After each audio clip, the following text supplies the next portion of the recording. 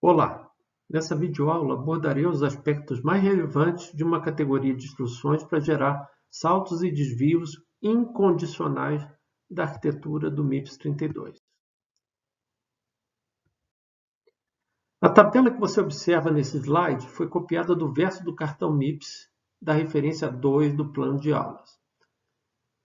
Vamos nos ater principalmente às 4 últimas instruções dessa tabela. Elas são as instruções de desvio incondicional, que tem a letra J iniciando seus mnemônicos. Particularmente, trataremos nessa videoaula das instruções Jump, mnemônico J, Jump and Link, mnemônico JAL, e Jump Register, mnemônico JR. As instruções de desvio incondicional produzirão um salto na sequência de execução do programa, independentemente de qualquer condição. As instruções de desvio incondicional no MIPS 32 podem se apresentar como instruções de formato tipo R, se for a JR e a JAL, R, ou no formato tipo J, no caso do Jump, J, e JAL. Considerando as formas de endereçamento da arquitetura, as instruções de desvio incondicional no MIPS 32 são instruções de endereçamento pseudo-direto. Considerando a utilidade das instruções de desvio incondicional, as instruções JAL e JAL-R servem exclusivamente para serem usadas em chamadas de funções. Já a instrução JR é usada exclusivamente para o retorno de funções, e a instrução J é usada para forçar um desvio na sequência de execução de um código-fonte, independentemente de qualquer condição. Pensando em um nível de abstração mais alto de programação, serve para provocar um desvio no fim de operações de loop para o início do loop, tal como em operações de linguagem de alto nível, while, for ou do while.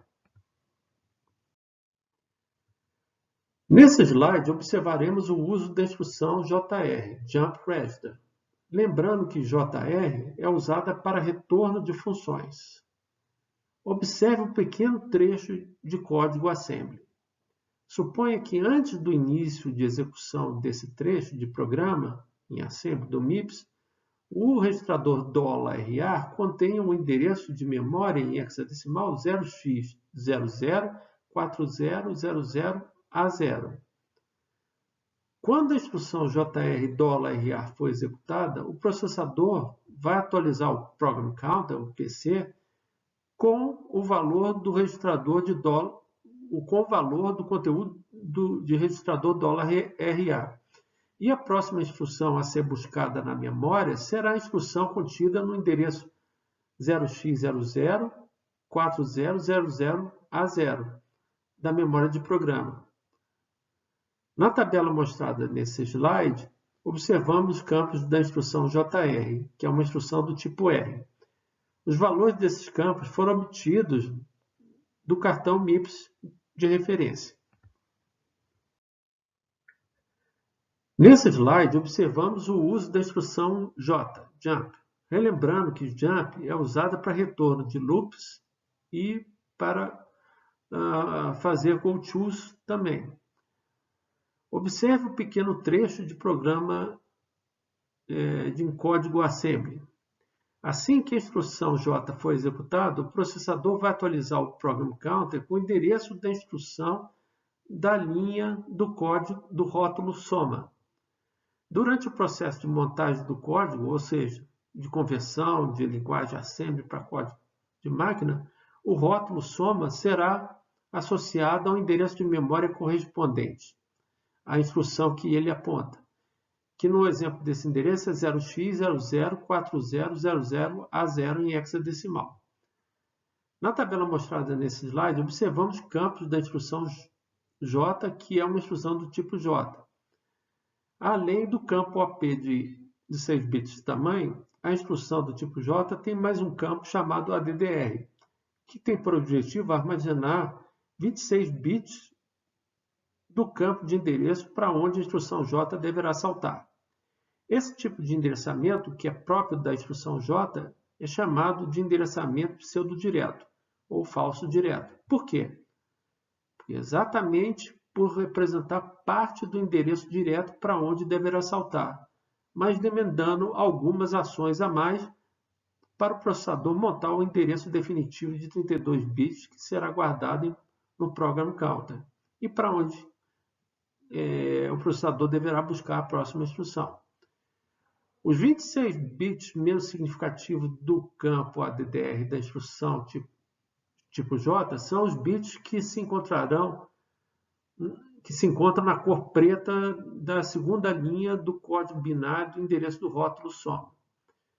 Durante a execução da instrução J, o processador monta o próximo endereço contido em PC a partir dos 4 bits mais significativos contidos no valor de PC anterior, seguido dos 26 bits do campo ADDR da instrução tipo J, adicionada a 00 no final.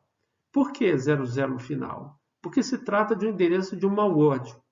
E os endereços das words no MIPS 32 sempre terminam com os 2 últimos bits iguais a 0. Reflita sobre isso.